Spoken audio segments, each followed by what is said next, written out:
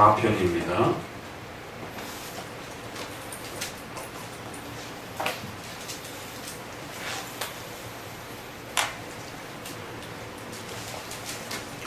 아, 104편부터 106편까지는 이스라엘의 그 거대한 역사 전체를 하나님께서 어떻게 다스려 가시고 이끌어 가시는지 소개하는 거대한 역사적 그러한 흐름을 따라서 이렇게 소개를 해나갑니다.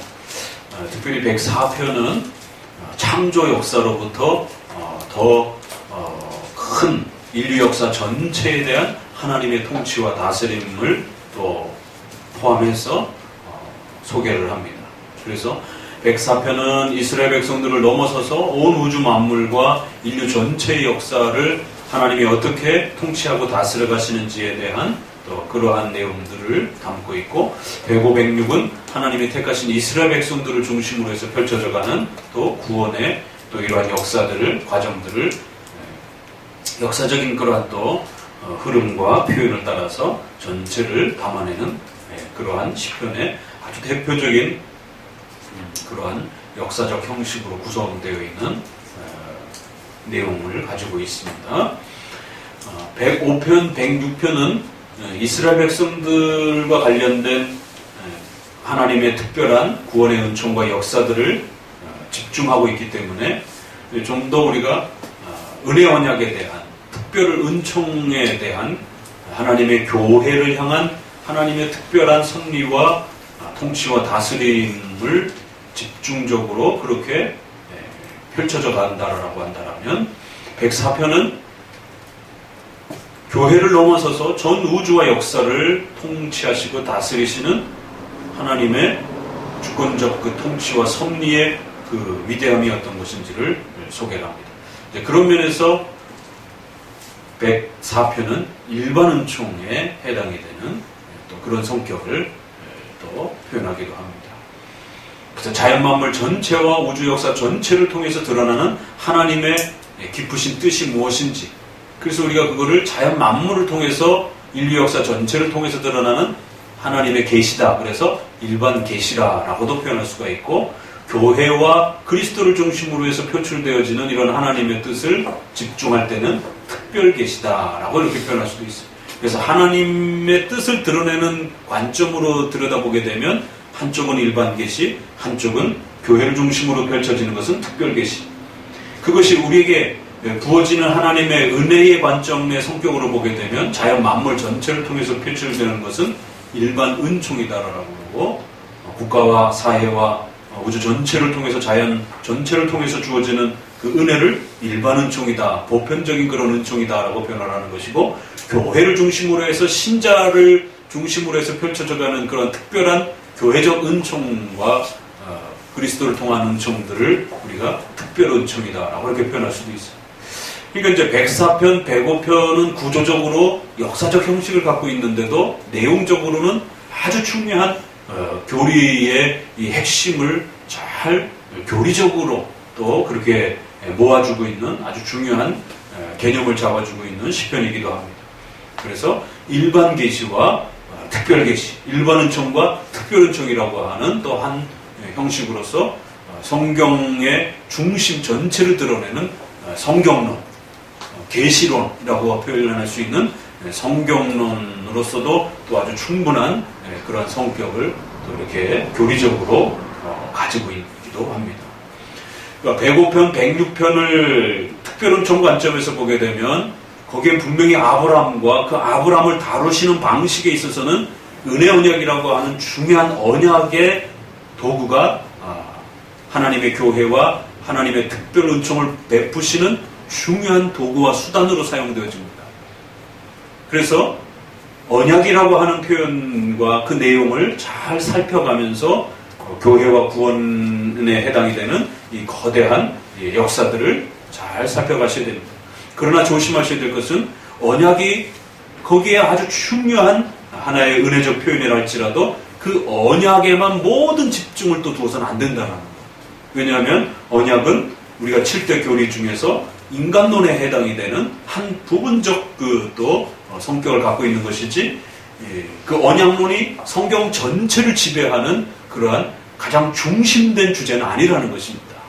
그렇기 때문에 105편, 106편 특별은총을, 특별 계시를 관점으로 성경 전체를 헤아려갈 때 언약을 소중하게 다루시되 그러나 언약 중심으로 다뤄가서는 안 된다라는 거예요. 이것이 105편, 106편을 잘 살피시면서 7대 교리 전체를 살피시면서 그 중에 언약의 그 위치와 자리가 어느 정도 선에 위치해 있는지를 잘 고려해 가면서 그렇게 교리적인 틀을 잘 구성하면 되는 것입니다. 더욱 중요한 그 은혜의 신앙적 틀은 신론 중심이 되어야 된다라고 하는 사실을 더욱 명심하셔야 돼요. 언약이 전면에 드러나 있지만 그 언약을 집행하시는 하나님이 누구시고 하나님이 그 이스라엘 백성들에게 어떻게 언약을 집행해 가시는가에 대한 부분들을 신론 중심으로 그렇게 바라보시는 겁니다. 이게 역사적인 우리 개혁파 교회의 성경을 이렇게 체계적으로 전체적으로 이렇게 살펴보는 하나의 큰 흐름이요 방향이라는 것입니다. 언약을 살피되 언약 중심으로 보지 않는, 언약을 살피되 신론 중심으로 그렇게 펼쳐가는 것입니다. 그래서 그 신론을 기초로 해서 인간의 구원과 그 구원을 베푸시는 방식에서 사용하는 언약과 또 죄론과 구원과 교회와 종말 전체를 이렇게 살펴보는 것입니다. 근데 참 성경은 어떤 관점으로 보느냐에 따라 이렇게도 보이고 또 저렇게도 보이는 것이에요.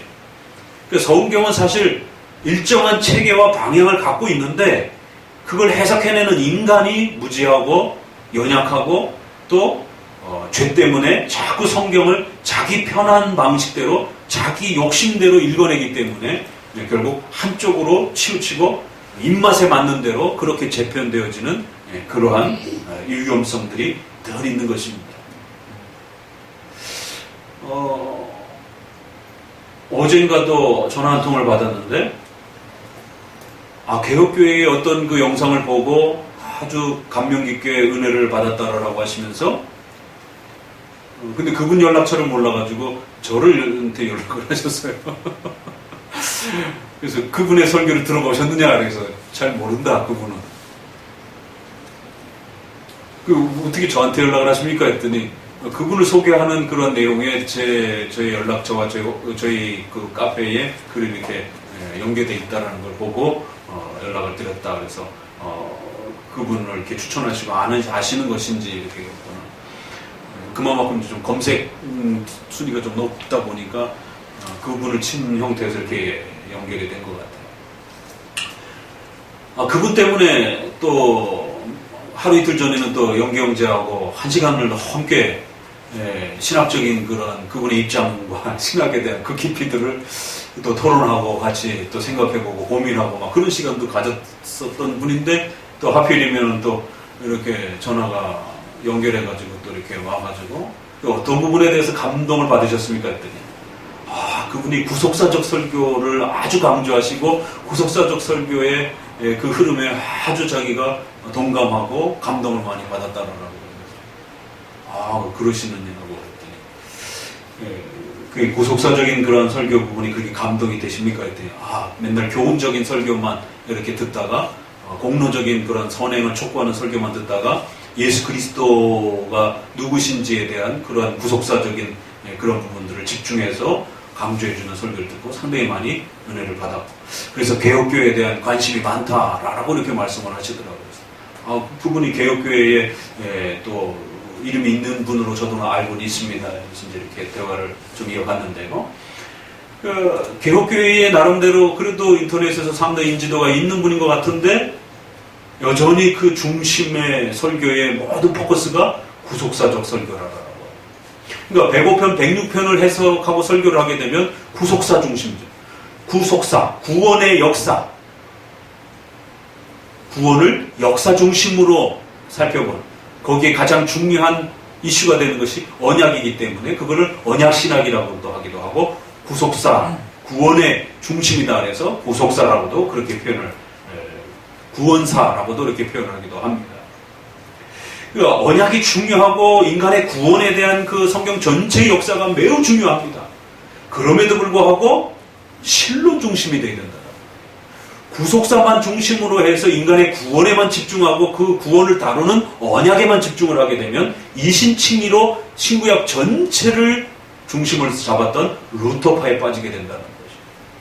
그래서 구원에 대한 이 가르침을 소개하는 내용이 아주 중요할지라도 역시 신론을 중심으로 해서 그 언약을 살피시고 또 바라보시는, 그리고 더 나아가서는 인간의 구원뿐만 아니라 104편과 같이 우주 전체와 인류 역사 전체, 국가, 사회, 우리의 가정 모든 걸 포함하는 창조 역사 전체를 통해서 하나님의 뜻을 드러내시는 또 섭리 역사, 창조 역사가 있다는 사실을 꼭 명심하십니다. 그래서 이렇게 104, 105편이 이렇게 106편이 서로 마주대하고 있는 그 구조도 어떤 의도와 또 목적이 충분히 있을 수 있는 것을 우리가 생각해 볼 수 있는 것입니다. 이것이 이렇게 툭 떨어져 있으면 조금 낯설 텐데 의도적으로 104편과 105편이 이렇게 마주대하면서 한쪽은 자연 만물을 통한 일반 사회, 국가 전체에 대한, 인류 역사 전체에 대한 하나님의 창조주로서의 그런 통치와 다스림에 대한 그 섭리 역사 전체를 소개를 하고 있고요. 그래서 우리가 그거를 일반 은총이다, 일반 계시라라고 이렇게 표현하기도 하고, 교회와 그리스도를 중심으로 한, 언약을 중심으로 한 구원의 그 은총과 내용들을 살펴가는 이 특별 은총, 특별 계시를 또 이렇게 볼 수가 있는 것이죠. 그래서 성경 전체는 창조주 하나님과 구원주 하나님 형태로 그렇게 성경 전체는 구성되어 있다라고 하는 기독교 강요의 이러한 설명, 또 웨스민스터 대오리 문답, 소요리 문답에 성경에 제일 요긴하게 가르치는, 성경이 가장 중요하게 핵심적으로 가르치는 게 무엇입니까? 하나님께 대해 어떻게 믿을 것인지에 대한 하나님께 대한 믿음과 그 하나님이 인간에게 요구하시는 의무와 삶에 대한 내용들입니다.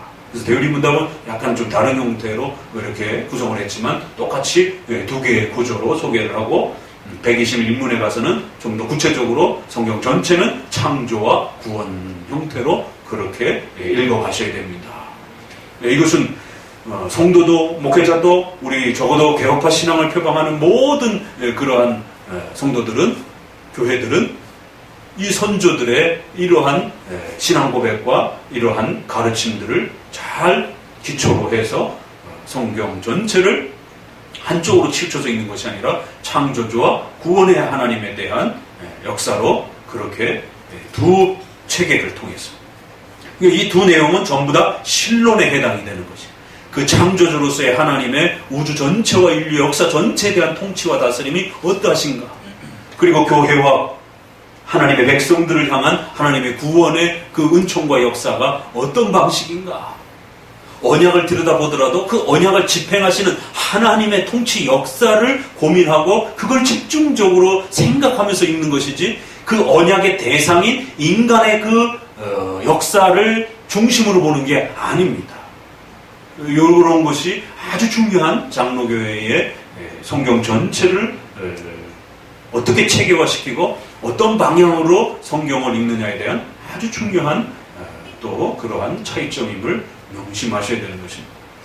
자, 이제 이러한 그 차이들을 두고 104편을 한 구절씩 읽어가면서 또 의미들을 해야 봅시다.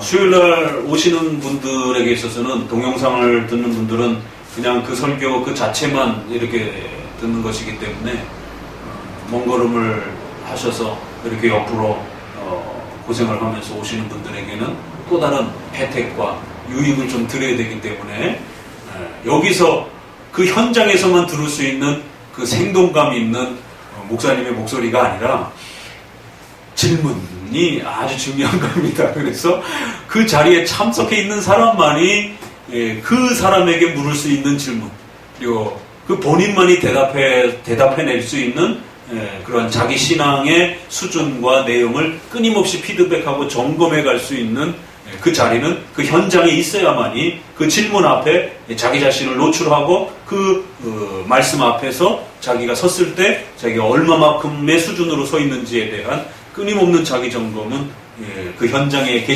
오신 분들에게만 드리는 아주 큰 혜택인 것입니다.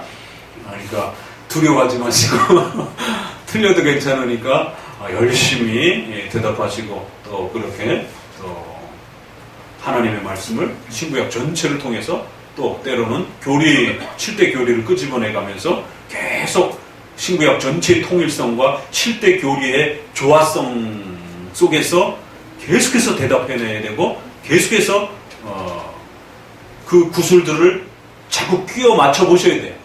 그래서 맞추다 보면 그게 목걸이가 될 수도 있고 팔찌가 될 수도 있고 이게 엉성한 개목걸이가 될 수도 있고 나름대로 열심히 꿰는데 이상하게 꿰질 수도 있습니다. 그래도 자꾸 깨보셔야 되는 거예요. 깨다가 안 맞으면 다시 빼가지고 이제 교정하면 되니까. 그러니까 그러한 작업들을 거쳐서 성경에 대한 깊은 묵상. 그래서 성경이 자기 마음속에 파고들면서 우리의 마음 전체에 녹아들 때에 그 하나님의 말씀이 영의 양식으로서 그 신자의 그 심령 속에 녹아들 때에 그 위로와 행복감, 오직 사람은 떡으로만 사는 게 아니라 하나님의 말씀을 이해하고 먹었을 때 그 부요함과 그 하나님에 대한 충족감으로서 인간이 산다라고 하는 그 가장 중요한 인간으로서 그 즐거움과 행복감들을 얻게 되는 것입니다. 두려워하지 마시고 열심히 대답해 보시기 바랍니다. 자, 같이 읽어봅니다. 내 영혼아 여호와를 송축하라. 여호와 나의 하나님이여 주는 심히 광대하시며 공의와 공의를 이루셨느니라. 계속 주께서 옷을 입은 같이 빛을 주시며 하늘을 시간같이 씻으시며 왜 자기 적에게 홀로 던지시며 금으로 자기 죄를 삼으시고 바람을 바람으로 자기 사자를 삼으시며 화염으로 자기 사역자를 삼으시며 땅에 기초를 두사 영원히 요동치 않게 하셨나이다. 이 104편, 105편의 형태의 구조가 109편으로 가서는 하늘이 하늘을 향하여 찬양하고 날은 날들을 향하여 찬양한다라고 하는 앞부분의 자연 만물 속에서 드러나는 하나님의 그 위대하심, 그 다음에 뒷부분은 하나님의 말씀이 얼마나 정밀하고 세밀하고 그 말씀이 꿀송이보다도 더 단 하나님의 말씀의 그 부요함에 대한 부분들이 뒷부분에 또 이렇게 소개가 돼서 19편에는 이 두 개가 같이 이렇게 어우러져 있는 것을 보게 됩니다. 그래서 예전에 한번 19편을 봤는데 이번에는 이제 나눠서 이렇게 한번 보는 겁니다. 자, 내 영혼아 여호와를 송축하라 그러면서 가장 중요한 첫 포인트를 뭘로 잡았습니까?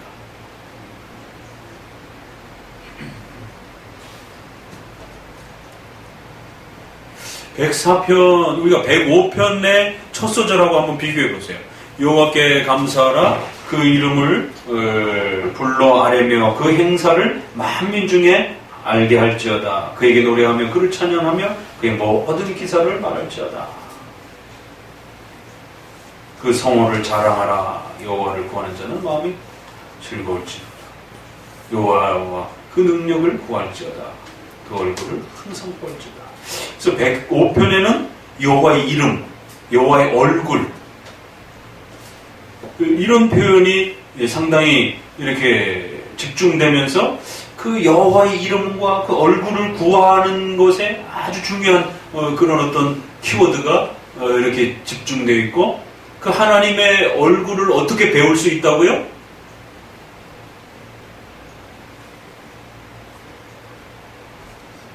하나님의 얼굴을 배울 수 있습니까? 없습니까? 영이시기 때문에 하나님은 얼굴이 없어요. 그런데 성경은 그 하나님의 얼굴을 배웁는다라고 얘기를 해요.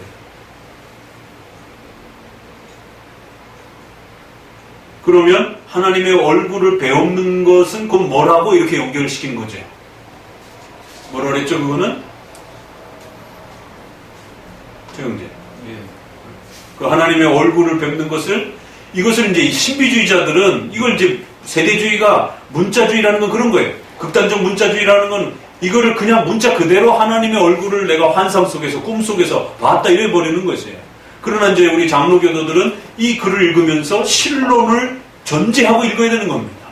하나님은 영이시니 형체를 갖고 계신 분이 아니다라는 것, 삼위일체로 계신 분이라는 것, 이런 개념들이 기본 전제로 있는 것이죠. 그러면 여호와의 얼굴을 배웠고 그 이름을 아뢰었고 그걸 간절히 만나 뵙고 싶어하는 그 갈망함들은, 그런 하나님에 대한 이해는 무엇으로 연결이 되는 것이죠? 어떻게 해야 하나님의 얼굴을 뵙는 거예요?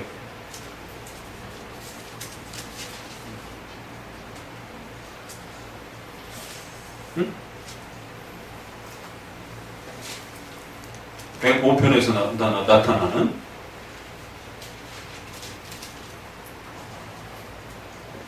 얼굴을 이렇게 보여준다고 했을 때 하나님이 모세율법에 자주 반복되잖아요. 여호와는 내게 얼굴을 비추사. 3번 반복되는 그 구절을 제가 지금 정확히 기억이 안 나는데 하나님이 그런 호의와 은혜를 상징하는 그런 의미거든요. 얼굴을 비신다, 얼굴을 비추는 했을 때. 우리가 모세가 하나님 배우기를 간청했을 때 출애굽기에 보게 되면은 그 얼굴을 뵙지 못하고 등을 봤다 이러잖아요. 그 하나님 얼굴을 뵙는 자는 죽을 것이다 그러면서, 얼굴도 안 계신데 등을 봤다는 건 또 뭐예요?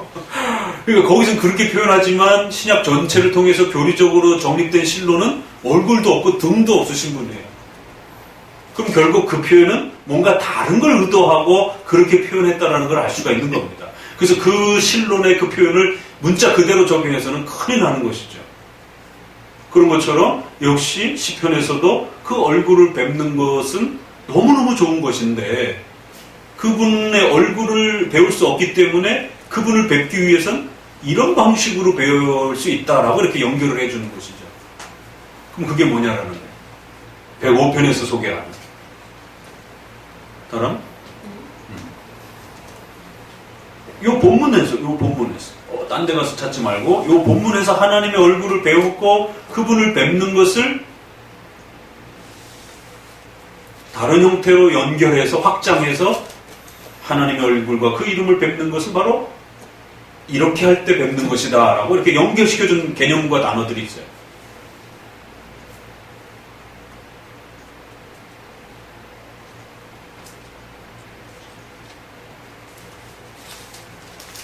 제 형제는 그거를 개념적으로 설명한 거고, 목사님이 묻는 것은 요 105편에서 어떤 문장과 단어로 그걸 표현했느냐 말이에요. 아, 이건 복습인데. 지금 104편 하려고 하기 위해서.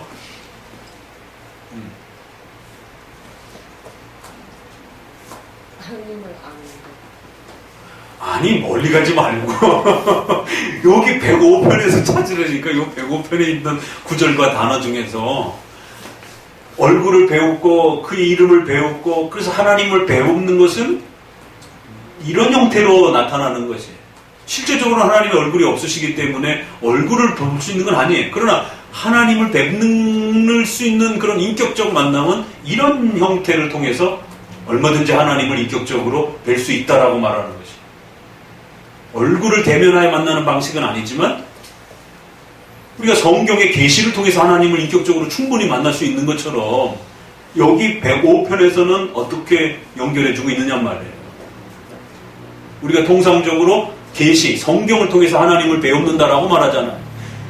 그러면 이 105편에서는 어떤 형태로 말해주고 있느냐 말이에요. 그러면 성경 전체를 넘어설 수는 없는 것이에요. 그랬을 때 105편에서는 그 표현을 다른 표현으로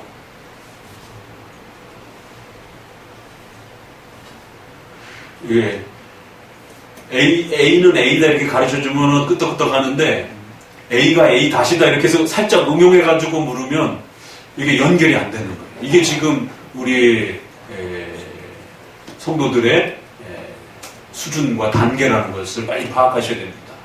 그럼 이제 2단이 파고들 때 어떻게 파고들겠어요? A는 A라라고 이렇게 파고들지 않죠. A는 A 다시다라라고 하는 그런 형태로 살짝 변형해가지고 논쟁을 하고 이렇게 다가오게 되면 쉽게 그 부분에 대해서 이렇게 명확성을 이렇게 잘 못 내리게 된다는 거예요. 그래서 그 부분까지도 넘어서야 된다는 겁니다. 목사님이 약간 응용해서 질문을 한 거죠. 얼굴을 배울 수는 없어요. 그런데 성경은 하나님을 인격적으로 뵙는다라고 말한단 말이에요. 그러니까 배고편에서는 그 얼굴을 배우는 것은 이런 방식을 통해서 하나님을 배울 수 있다라고 말하는 거예요. 이 구절 안에서. 그 이름, 성어, 얼굴, 이 모든 것들이 그의 능력, 이런 것들이 어디를 통해서 드러난다고요? 저기, 다른, 저기,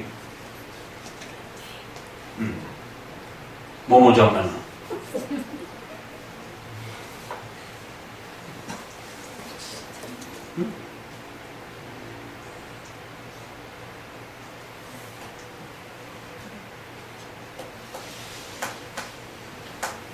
질문이 어려운가? 다시 하나님의 얼굴을 배울 수 없기 때문에 하나님께서는 이런 방식으로 하나님 자신을 알 수 있다라고 이렇게 표현을 했어요.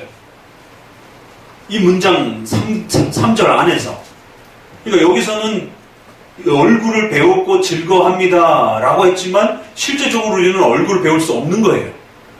그러니까 우리는 이것을 한 번 더 생각하면서 그 얼굴을 배웠고 인격적으로 하나님을 만나는 것은 그 하나님의 얼굴을 대면하여 보는 방식이 아니라 이 본문에서 이런 방식으로 하나님을 인격적으로 우리가 대면하여 뵐 수 있는 겁니다 라고 본문 스스로가 얼굴을 배우는 것과 다른 방식을 같이 겹쳐놨단 말이에요. 그게 뭐냐라는 거예요. 찬양하는 거예요. 뭐 찬양 한 시간 내내 하면은 그럼 하나님 뵐 수 있는 거예요? 뭐 그것도 넓게 가면 되지만 여기서는 조금 그거보다는 기도? 다 나와? 뭐.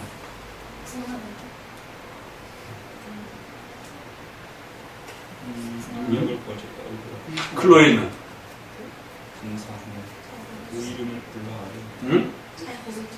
그냥 답을 얘기해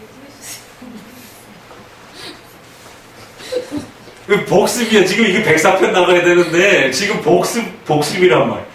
앞부분에서 목사님 계속 얘기했잖아요. 성경의 전체 역사를 통해서 하나님을 뵙는다라. 뭐예요? 말씀. 응? 여기 있는 표현대로.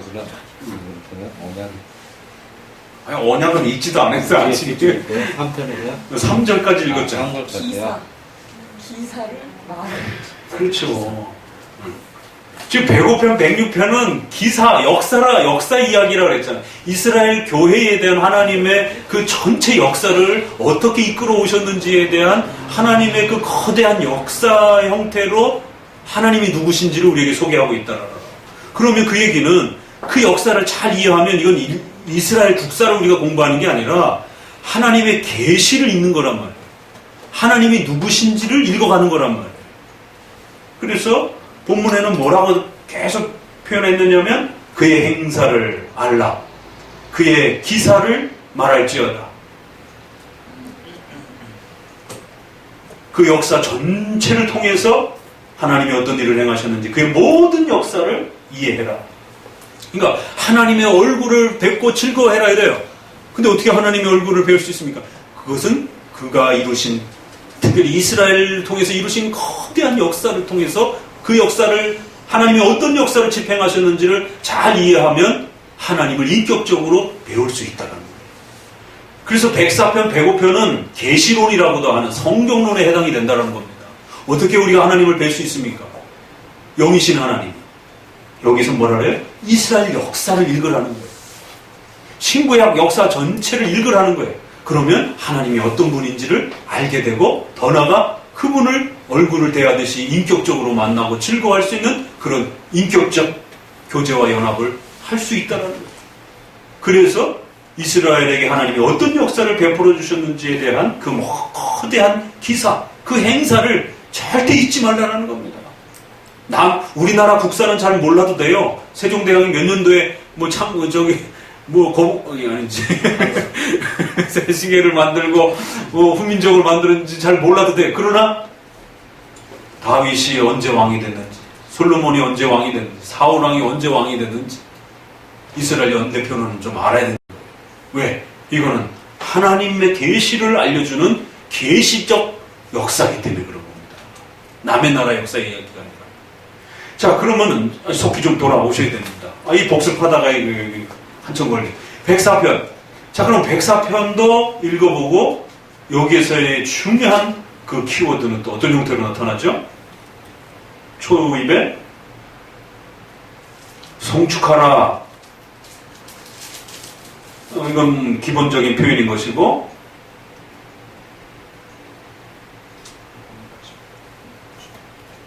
여기 조금 더 쉽죠? 2절부터는 본격적 내용으로 들어가니까 1절 하나에만 있는데 서론처럼 뭐라고 머릿말을 던지고 있어요? 세 단어밖에 없습니다. 광대, 존귀, 권위. 너무 쉽네. 그냥 그렇게 쉽게 끝나면 안 되지. 응용 질문 그러면 이 세 단어밖에 없는데 그럼 이건 뭘 말하는 거예요? 응? 하나님의 전지전능하심이라고 표현할 수도 있죠. 하나님의 전능하신 주권성에 대한 부분으로 그렇게 표현할 수 있는 거죠. 다 그것과 연결된 그런 표현들이죠. 그래서 105편은 그 역사 전체를 통해서 하나님이 특별히 이스라엘 역사를 통해서 드러나는 하나님의 계시가 아주 중요한 의미를 담고 있다라고 하는 의미로 그렇게 끌어내고 있고, 104편은 우주 전체와 인간의 역사 전체를 소개해야 되기 때문에 하나님의 전능하심에 대한, 그러니까 우리가 이런 글을 읽다 보면 사도신조에서 왜 하나님의 속성을 이야기할 때 여러 속성 중에 한 속성으로 전능하심을 표현하는 방식이 아니라 그냥 하나님 자신의 하나님의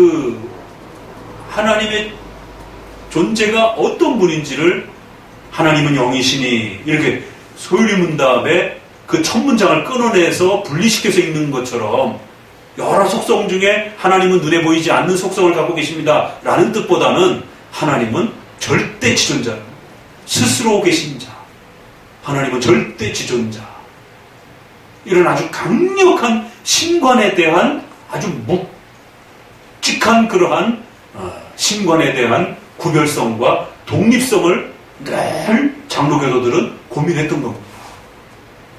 사도신조에서도 그 고백을 어떻게 가장 첫 소절과 머리로, 결국 그 이야기는 우리 신앙 전체의 토대로서 늘 고백하고 살 수 있을 것인가, 이것을 고민하면서 신앙 고백에 그렇게 한마디로 전능하사 천지를 만드신, 이렇게 구별성을 이렇게 좀 더 하나님의 자존성과 하나님의 절대적 자존하심에 대한 이 하나님의 위대하심을, 그것이 하나님을 바라보는 전체의 기초가 될 수 있도록. 그러니까 이런 그 서두에 이렇게 툭툭 던지는 말이 그냥 뭐 인사말처럼 이렇게 툭툭 던지는 말이 아닙니다. 그러니까 칼빈주의자들은 이런 표현들을 읽어가면서 왜 소유리문답 1문에, 그러니까 하이델베르그하고는 조금 그래서 다른 겁니다. 하이델베르그는 인간의 구원에 대한, 인간의 최고의 행복과 구원의 그 위로가 무엇이냐라고 이렇게 접근하지만, 소유리문답은 인간의 존재 자체가 무엇이냐라고 하면서 하나님이 인간을 왜 만드셨느냐라는 것에 대한 신론적 관점으로 질문을, 방향을 바꾼다는 거예요. 제네바 교리 문답도 사람의 제일 된 목적이 무엇이냐, 하나님을 아는 것입니다, 이렇게 표현한 거고, 소유리 문답은 똑같은 질문에 답을 달리 한 것이죠. 하나님을 영화롭게 하며 하나님을 즐거워하는 것입니다. 그 신론의 그 묵직함과 그 신론의 독립성과 구별성을 어떻게 하면 잘 보존하고 그걸 제대로 우리 신앙의 중심으로 구축해낼 수 있는 것인가에 대한 이 고민은 장로교도들에게 있어서 아주 중요한 그런 고민인 것을 보게 됩니다. 그런 고민이 어디서 왔느냐면 이런 104편에 앞으로 소개되어질 거대한 그 하나님의 창조주로서의 전 우주와 또 인간의 역사 전체를 지배하시는 그러한 창조주로서의 그 하나님의 독립적 그러한 자존성을 어떻게 표현해야 될 것인가? 하나님은 광대하시니 그 존귀와 권위가 오로지 그 하나님의 절대성과 자존성에 대한 강력한 하나님의 그 신론의 그러한 특성과 위치를 여기서는 무한하심 하나로 표현했습니다. 자, 그러면 소율이 문답 다시 한번 사문 하나님 어떤 분이십니까? 영이시니 무한, 불변, 영원하십니다. 무한성에 대한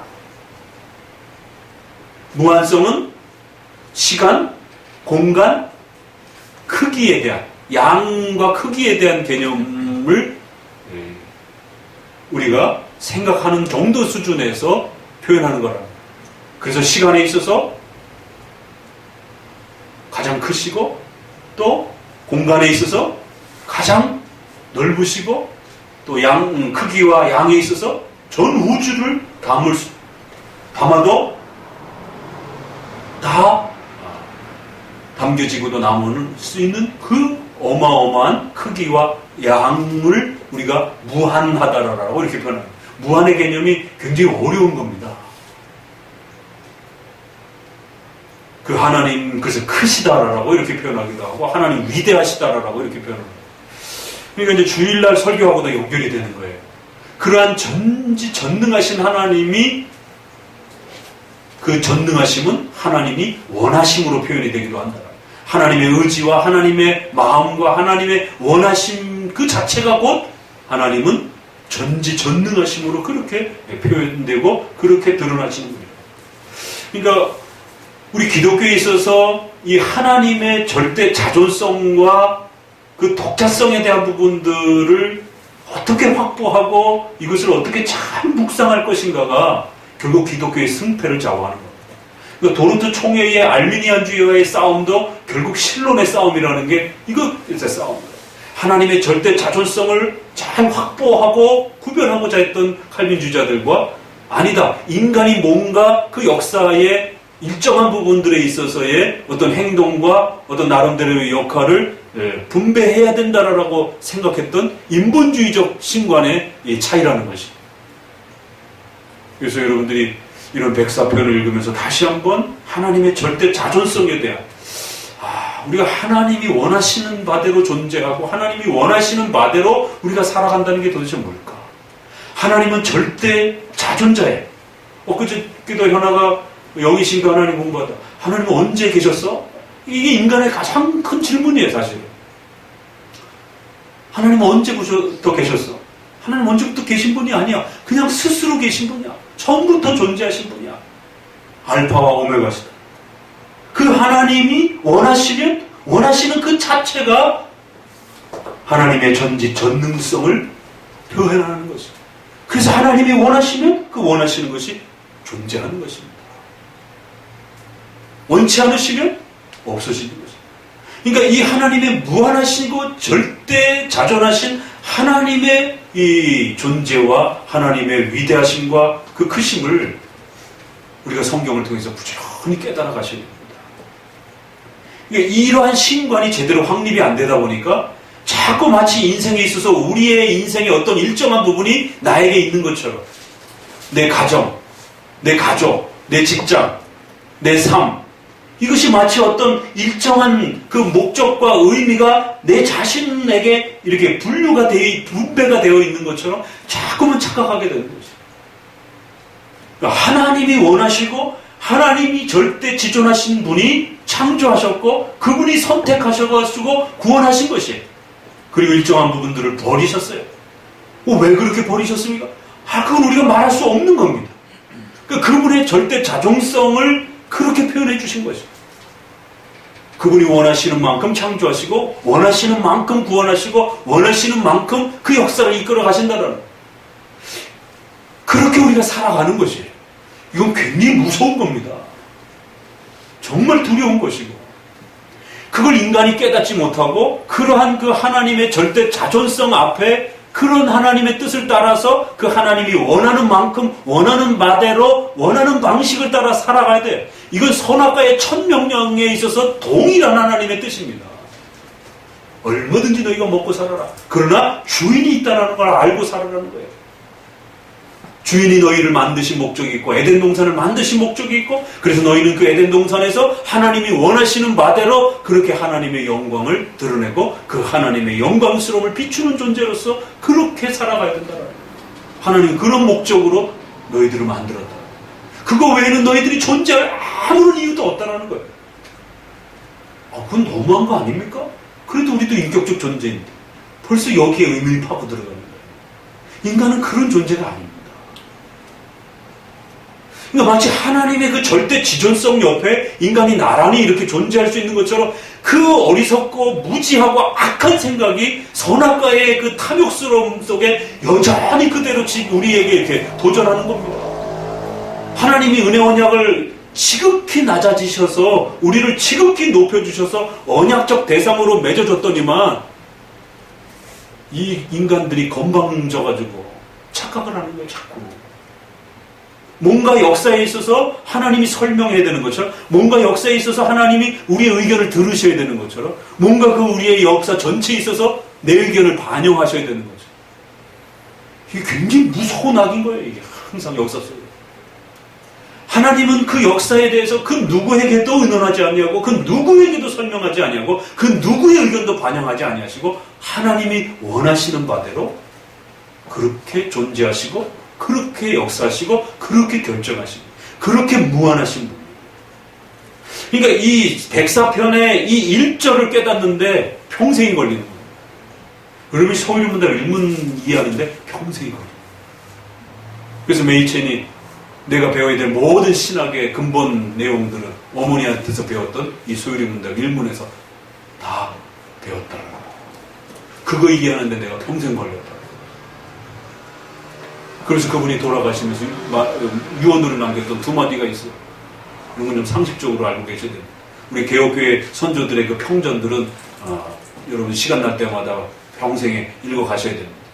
두 마디. 메이첸이 돌아가셨어요. 신약학자가 그리스도의 능동적 순종이 얼마나 위대한가. 이게 신약학자들 때문에 그런 거예요. 그리스도의 의의 전가가 두 가지가 있잖아요. 율법의 순종하심을 통해서 의리를 의롭더라라고 여겨주신 것과 십자가에서 우리의 죄를 제거하신, 하나는 제거하는 의고 하나는 하나님이 요구하시는 바대로 모든 율법을 성취하셔서 하나님이 주려고 했던 그 의를 충족시켜 주세요. 그래서 최근에는 자꾸 십자가만 강조하는 또 이런 개혁법권 내에서 또 그 능동적 순종을 잘 강조 안 하려고 하고 십자가만 강조하려고 하는 이런 또 풍토가 이 개혁법권 내에서 자꾸 또 그렇게 이 웨스트민스터의 균형을 잃은 그런 선생님들에 의해서 자꾸 또 수동적 순종만 자꾸 강조하려고 하는 그리스도 의에 능동적 순종도 있고 수동적 순종도 있어요. 그게 뭐죠? 이러면 안 된단 말이에요. 신앙 고백에는 그런 능동적 순종과 수동적 순종, 문자적으로 표현되지 않았지만 만족함과 순종이라 이렇게 웨스트민스터 표현되어 있고 사보이 선언은 아예 능동적 순종과 수동적 순종이라고 표현되어 있고 우리의 모든 조직 신학에는 그거를 능동적 수동적 순종으로 그리스도의 의가 그렇게 칭의 받았다라 했을 때 그 의를 그리스도 거를 우리가 받았는데 그리스도께서 이루어주신 의로움은 두 개라는 거예요. 하나는 우리의 죄를 없애주시는 십자가의 죽으심으로서의 수동적인 그러한 순종하심으로의 이루어진 의, 하나는 적극적으로 능동적으로 평생의 공생의 사역 전체를 통해서 율법에 완벽하게 순종하심으로 하나님이 원하시는 모든 의를 충족시켜서 그걸 대신 우리가 이룬 것처럼 그 의를 우리에게 주셨다는 거죠. 적어도 그리스도의 의가 무엇으로 구성되어 있는지는 우리 개혁파 성도들은 반드시 기억하셔야 됩니다. 예수님 믿으면 구원받는다. 그 1차 수준에 머물러 있으면 안 되는 거예요. 그 믿음을 통해서 우리가 칭의받았는데 그 의가 무엇으로 구성됐는가? 바로 수동적 순종과 능동적 순종이다. 자, 이처럼 본론으로 다시 돌아와서 일문에서 하나님의 그 위대하신 전대 지존하신 자존하신 하나님으로서의 창조주와 또 심판주로서의 그러한 하나님의 자존성. 이것을 어떻게 가르쳐야 될 것인가? 그건 창조 역사 전체를 통해서 아름답게 펼쳐나옵니다. 이제 이렇게 들어가는 겁니다. 백사편은 전체적으로 결국 일문에 대한 그 의미들을 풀어내주는 것입니다. 창조로 우리가 창세기 1장을 그대로 여기서 읽는 거와 거의 창세기 해설을 듣습니다. 어떻게 창세기를 해석했는가 보세요. 주께서 옷을 입은 같이 빛을 입으시며 하늘을 휘장같이 치시고, 그래서 처음엔 빛의 문제가 나오고요. 물을 자기 누각의 들보처럼 구름으로 수레를 삼아서 바람을 일으키시면서 거대한 물을 일으키셨다라는 거예요. 땅에 기초를 만드시고 땅을 요동치 않도록 땅을 만드셨다라는 겁니다. 그리고 옷을 덮음같이 땅을 바다로 덮으셨다라는 거예요. 물이 산들을 덮도록 그렇게 하셨다라는 거예요. 질문. 이런 창조의 장면들은 뭐하고 연결되죠? 태웅들. 아니, 창세기 1장하고 연결해봤을 때. 요 구절을 읽으면 창세기 1장에 어떤 표현이 떠올라요? 무식이 좋아. 그건 결과고, 요 표현, 이 지금 땅, 물, 구름, 바다, 요런 형태. 창세기에 어떤 장면이 있어요? 여기 이제. 날짜별로 지으신 거예요? 말씀하신 그 중에 특별히 어느 부분? 하고 조금 더. 물과 부추 나누시고. 그거는 조금 다음. 요거는 그거보다 조금 더 앞에 있는 이야기예요. 물과 땅이 이렇게. 그렇지. 그럼 뭐라고? 어느 구절하고 떠올라요? 2절. 그렇죠. 2절 뭐예요? 혼돈하다. 흑암이 온 땅에 둘러있고 성령이 그 수면 위를 운행하시느니라. 혼돈하고 공허하더라. 그래서 하나님이 창조를 하셨는데 거대한 창조 전체가 아직 이렇게 질서가 정립되지 않은 형태로 2절은 흑암과 거대한 땅과 이 어둠이 질서가 잡히지 않은 그러한 혼합된 형태로 우주가 구성되어 있는 그런 모습을 소개를 합니다. 아직 빛도 없어요. 그래서 이제 빛이 등장한 그 직전 시기. 그래서 흑암이 전체를 뒤덮고 있으면서 혼돈과 그 혼돈이라고 하는 것은 무질서하다라는 게 아니라 거대한 것이 아직 질서 잡혀있지 않는 그러한 형태 속에서 이제 7일의 구성을 통해서 각각의 날들을 세분화시키는. 그래서 우주 창조는 처음에는 거대한 어둠의 형태로 이렇게 먼저 구성되어 있는 것을 보게 됩니다. 그리고는 첫째 날에 빛이 있으라 라고 하면서 그 빛을 통해서 전 우주를 이렇게 나누시기는. 그러니까 거기에 태양계는 태양이 이런 부분들이 아직 형성이 안 돼 있어요. 근데도 태양은 4일날 만들어집니다. 근데 우주 전체가 어떤 빛에 의해서 질서가 잡혀지는, 그래서 빛과 어둠이 구별이 되는 걸 보게 됩니다. 그 이제 우리가 과학이 발달이 되면서 우주로 나가니까 우주에서 제일 먼저 만나는 게 뭐예요? 우주에서 제일 먼저 따라. 태양을 이렇게 조금 넘어서서 이렇게, 태양계 저 끝으로 나가려면서 나가보니까 태양계를 벗어나자마자 만나는, 과학. 우주로, 우리가 말하는 소위 말해서 우주권내라고 하는 우주로 딱 들어가면은 제일 먼저 우리가 직면하는 게 뭘까요? 진공상태? 응? 진공상태? 아니, 지금 앞부분에서 다 이야기했잖아, 지금. 그렇지. 영화 안 봤어? 우주선 타고 대기권으로 쫙 빠져나가면 태양계를 이렇게 태양로에서 멀어져 가면서 우주로 나가면 어둠밖에 없어요. 이 글을 읽으면서 아직 그 빛이 만들어지는 그 과정의 전 단계의 어둠 전체가 우주 가운데, 예.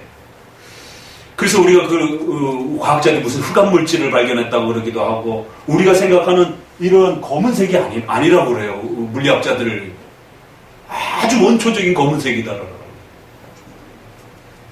그러니까, 일상적으로 우리가 색에서 이렇게 햇빛에, 이게, 색의 그런 어떤 요소 속에서 발견되어지는 어두운 색이 아니고, 우주에 있는 그런 어떤 이 흑암 물질은 아주 굉장히 어두운, 일반 우리가 이런 머리카락의 이 검은색하고는 비교할 수가 없는 아주 검은 흑암 물질이다라고 그렇게 해서 표현을 할 정도로.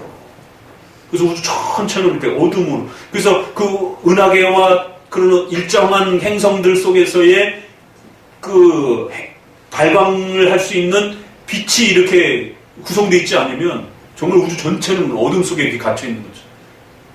근데도 그러한 그 태양계의 어떤 이 태양의 빛이 아닌 그 어떤 고요한 빛이 또 우주 속에 존재하는 거지.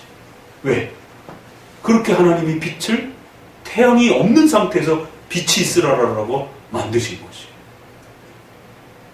그래서 백사편은 과학 시간처럼 우리가 좀 접근해 볼 필요도 있습니다.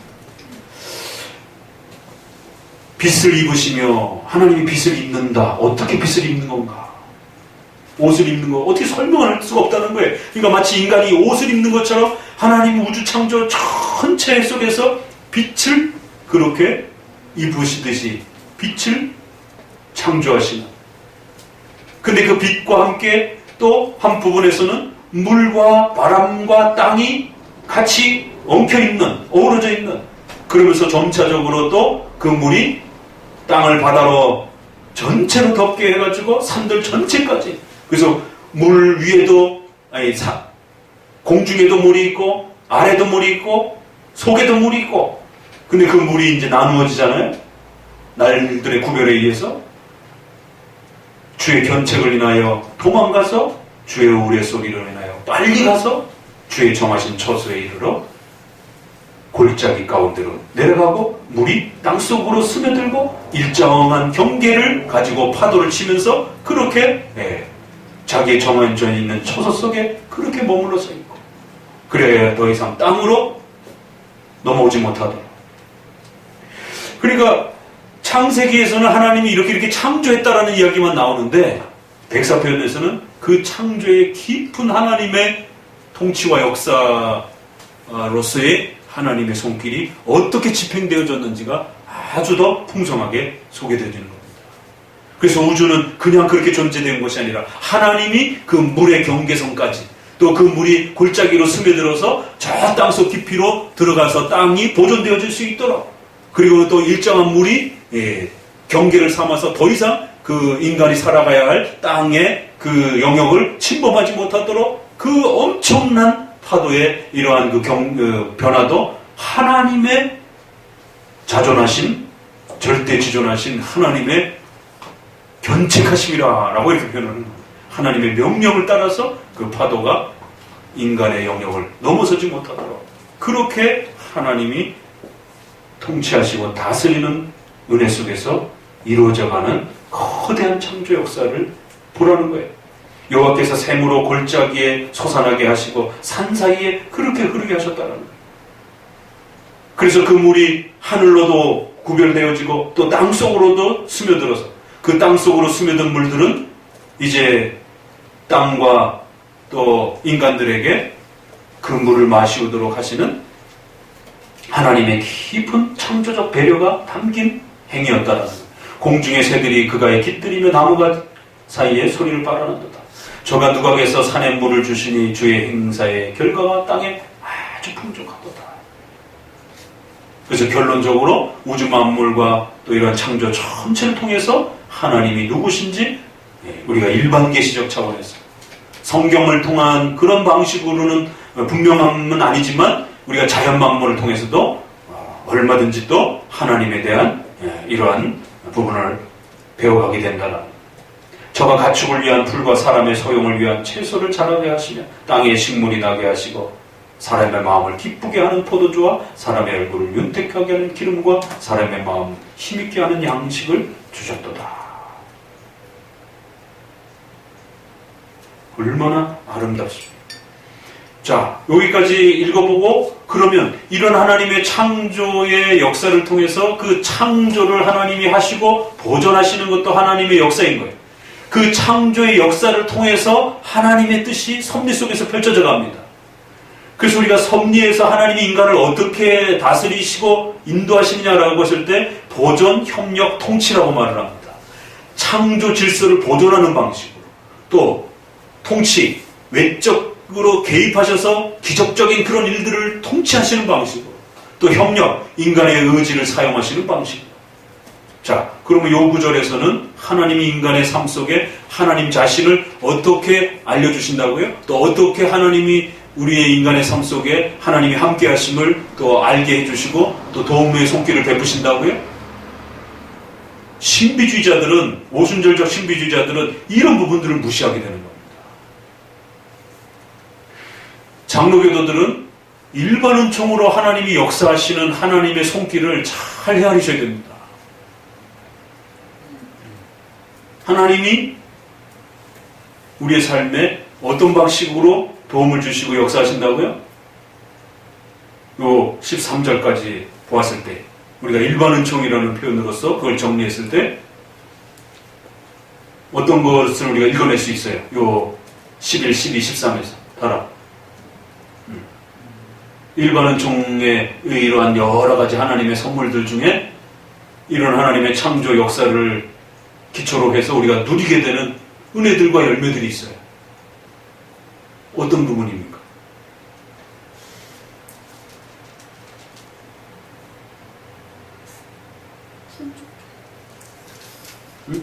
그러니까 어떤 것에 대한 풍족함들을 우리가 누리게 돼요? 응? 주의 행세의 거룩과 땅의 풍족함.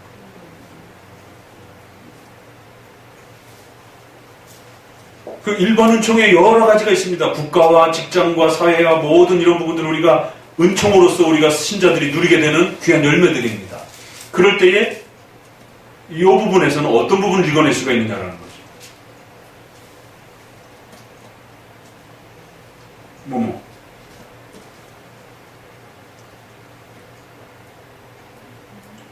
응?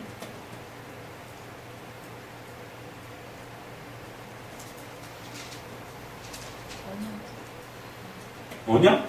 언약은 여기 안 나오죠, 지금. 요 12, 3, 4, 5까지 15절까지 보면은 일반 은총에 어떤 혜택들이에요?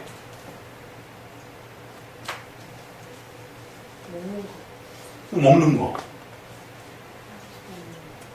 말을 좀 만들어 보세요.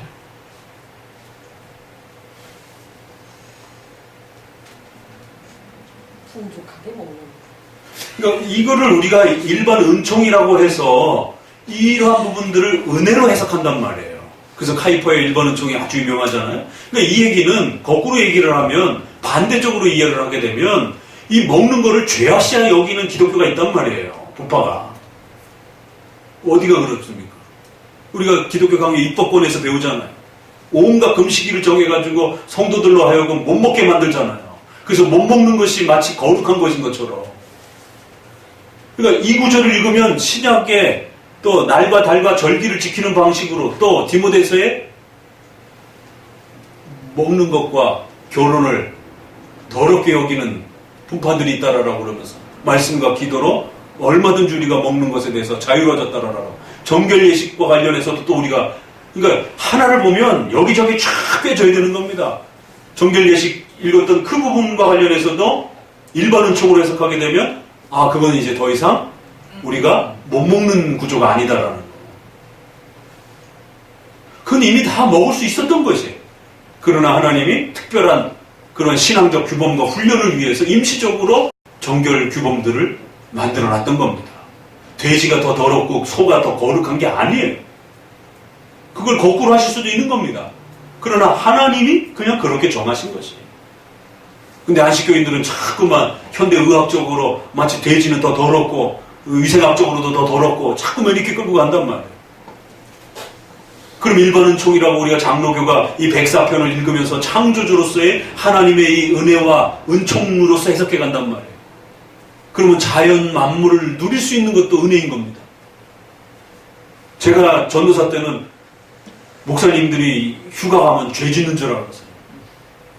소위 근본주의라고 하는 그러한 역량에 의해서 목사님들이 휴가를 간다든가 산책을 한다든가 안식을 년을 갖는다든가 뭐 이런 식으로 해가지고 성도들은 휴가 다 가면서 목사님은 휴가를 못 가게 하는 거예요. 목사님은 늘 강대상에서 기도하면서 잠도 주무시고 그렇게 살으라라고 한국교회가 그렇게 그런 풍토를 만들어서 목사님이 휴가 가는 것에 대한 이런 개념이 없어요. 지금은 조금 그래도 나아졌지. 자연 만물을 즐기고 성도들이 자연 속에서의 그런 혜택들을 누리는 것을 은총으로 생각하는 겁니다. 그러면 여러분이 어떤 바이러스에 의해서 병이 걸리고 그러면 좋은 그런 그 이온 뭐예요? 이온인가? 무슨 피톤치드부터 시작해서 그런 다양한 좋은 그런 것들이 나오는 데 가서 좋은 공기를 마시면서 병을 치료하실 수도 있고 이런 또 산림욕도 이런 여러 가지 룰을 통해서 아픈 몸이 회복이 될 수도 있는 이것을 읽으면서 일반 은총의 혜택과 하나님이 창조주로서 그의 교회와 성도에게 베푸시는 그 거대한 은혜의 역사들을 얼마든지 읽어낼 수 있단 말이에요. 그런데 이걸 읽으면서 우리는 내일 길을 또 생각하셔야 되는 거예요.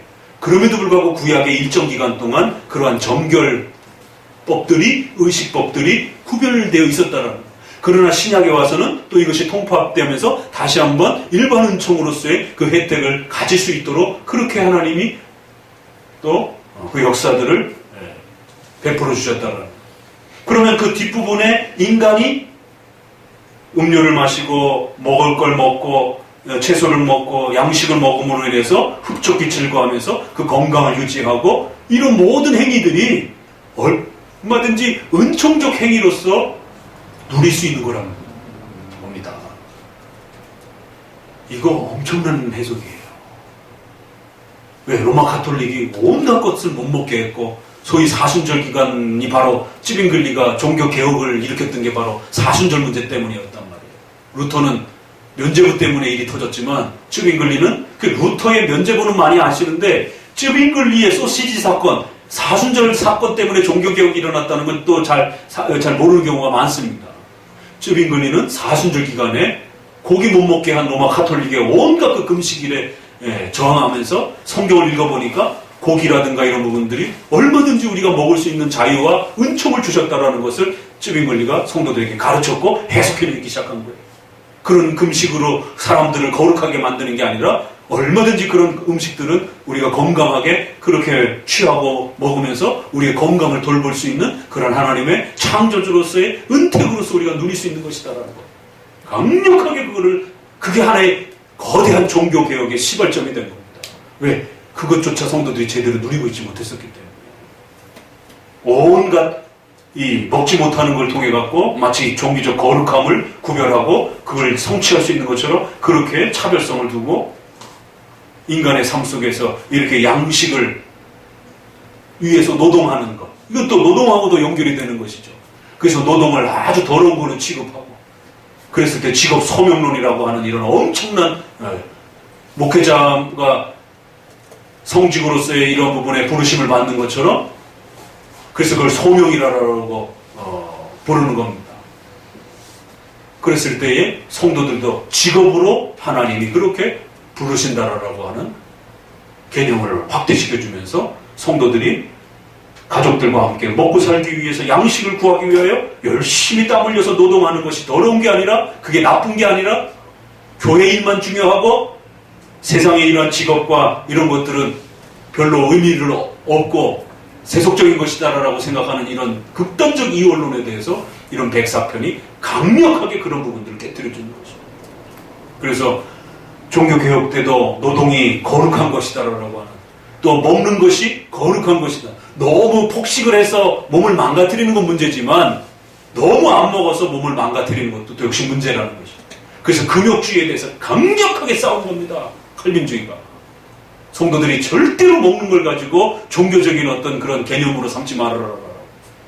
그래서 기복주의도 문제지만 금욕주의, 수도운동이라든가 이렇게 세상을 떠나서 모든 것을 중처럼 살아가려고 하는 이런 고대로부터 있었던 일반 금욕주의, 또 기독교적 금욕주의, 모든 금욕주의에 대해서 그건 잘못된 것이다라고 비판하면서 우리 성도들이 건강을 유지하기 위해서 잘 먹고 또 맨날 보리밥만 먹는 게 아니에요.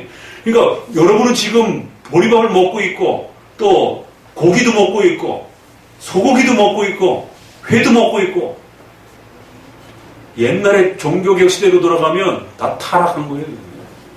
이렇게 뭐뭐도 타락한 거예요. 어디 감히 그런 목걸이를 하고 와. 여성이 파마를 하고 화장을 하고 치장을 할 수 있는 이런 부분들을 죄라 생각했던 겁니다. 그걸 하나님이 창조해 주신 먹고 마시고 또 아름다움을 꾸밀 수 있는 그 자연 만물 속에 하나님이 주신 그 좋은 재료를 통해서 거적대기만 그냥 걸치고 살아가면 되지 왜 그걸 이쁘게 꾸며. 그 디자인하는 걸 죄라라고 여겼던 거예요, 로마 카톨릭 안에서. 그래서 그 시커먼 옷만 그렇게 입고 다닌 거고, 이 구절 하나가 바르게 일반 은총으로 해석되어졌을 때 얼마만한 그런 놀라운 기독교적 문화와 이러한 성도들의 삶의 혜택이 돌아갔는지, 그 혜택의 결과를 우리는 지금 아무렇지 않게 그냥 다 누리고 있는 거예요. 이 근본주의적 극단주의와 또 이러한 이원론적인 세대주의와 이 카톨릭적인 이러한 금욕주의 때문에 여성도들이 파마하고 꾸미고 이런 부분들을 다 죄로 취급했고, 또 성도들이 가족들하고 외식을 나가서 뭐 좀 더 좋은 음식을 먹고 이런 거 다 죄로 그렇게 정죄하고, 그런 걸 다 법으로 그렇게 입법화시켜가지고 속박하고, 그래서 다 중처럼 될 수 있으면 살아가라라고 그러면서 먹는 것도 제한시키고 다 맛없는 것만 먹게 하고, 왜 거기다가 맛있는 효소를 집어넣고 빵을 부풀려가지고 이런 개념들이, 그래서 나중에 성찬에 가가지고 성찬에 효모를 누룩을 넣어야 되느냐 말아야 되느냐 이것 갖고 논쟁을 하게 되고, 우리 장로교에서는 그 의미가 없습니다. 성찬에 떡이라고 하는 그 개념만 있으면 되는 것이에요. 그렇다고 해서 성찬의 떡을 너무 막 이렇게 케이크처럼 막 이렇게 하는 건 좀 그렇지만, 그냥 상식적 수준에서 누룩을 넣든 안 넣든 그냥 빵으로서의 그 가치만 있으면 되는 것이에요. 그러나 가톨릭에서 이제 그런 부분까지 다 지적하면서 못 먹게 하는 거예요. 아주 맛없는 빵으로서만 이렇게 있게 만드는, 그 어떤 음식에 뭔가를 이렇게 가미하는 것들을 다 죄로 취급하고, 성도들의 삶의 그러한 건강을 위해서 또 날씨와 추위를 위해서 몸의 그런 보온과 냉방을 하는 이런 모든 행위들에 대해서 다 죄로 취급하는 것이죠. 얼마나 무서운 해석입니까? 그러니까 성경에 대한 올바른 관점과 해석이 잘못 틀어졌을 때 성도들의 삶이 이렇게 달라질 수 있고 속박을 당할 수 있는 겁니다. 그랬을 때 우리의 장로교도들은 이런 백사편의 이런 말씀들을 통하여 이 거대한 우주 창조에 대한 하나님의 배려, 또 거기에 인간이 살아갈 수 있는 모든 그 삶의 구석구석 하나하나들이 하나님의 은총으로서 그렇게 짐승들도 먹고 살아가고 또 인간들도 거기서 먹고 살아가면서 하나님을 예배하고 섬기면서 절대 지존하신 그 하나님을 바라보면서 하나님의 존귀와 권위를 돌릴 수 있도록 그렇게 살아가도록 베풀어 주신 은혜의 수단으로, 은혜의 그러한 은총으로서 그렇게 해석을 한 겁니다. 얼마나 감격스러운 건지 몰라요. 근데 오늘날도 여전히 이걸 제대로 해석해내지 못해가지고 여전히 한국교회도 금욕주의가 팽배하고 있고, 여전히 청빙론하고 청부론이 아주 날카롭게 그렇게, 한쪽에서는 기복주의가 팽배하고 있고 또 한쪽에서는 모든 걸 다 버리고 살아가는 것처럼, 김수환 추기경이 돌아가실 때 보니까 통장에 아무것도 없고 뭐 옷 한 벌밖에 없었다 그래갖고 마치 성자처럼 이렇게 취급을 하는 그런 금욕주의적인 그러한 그 마치 삶을 최고의 어떤 거룩으로 이렇게 치장을 하고, 아닙니다. 크리스천들은 얼마든지 맛있게 먹고 예쁘게 꾸미고 그렇게 다니셔도 돼요. 그러나 그게 사치로 넘어가서는 안 되는 겁니다. 그러나 또 그게 그렇다고 해서 금욕주의로 곤두박질 쳐도 안 되는 것이에요. 그 적절성을 하나님을 위하여, 교회를 위하여, 이웃을 위하여, 가족을 위하여 얼마든지 그 선에서 잘 꾸미면 되는 것입니다. 그러니까 이런 부분들 하나를 은총으로 해석하는 것과 죄로 해석하는 것은 어마어마한 차이의 성도들의 삶을 바꿔놓습니다. 그리고는 이런 것의 토대에 의해서 기독교 문화관이라고 하는 개념이 또 이제 나오게 되는 겁니다. 오늘 백사편의 전반부 앞부분을 통해서 이처럼 하나님이 창조주로서, 그렇기 때문에 우리가 부속사만 강조하면 안 된다라는 게 일반 섭리사를 무시하게 된다는 거예요. 국가와 사회와 인류 역사 전체에 대한 이런 하나님의 창조주로서의 이런 다스림과 통치의 이 하나님의 거대한 역사를 놓치게 된다는 거예요. 두 개가 균형을 이루어야 된다는 겁니다.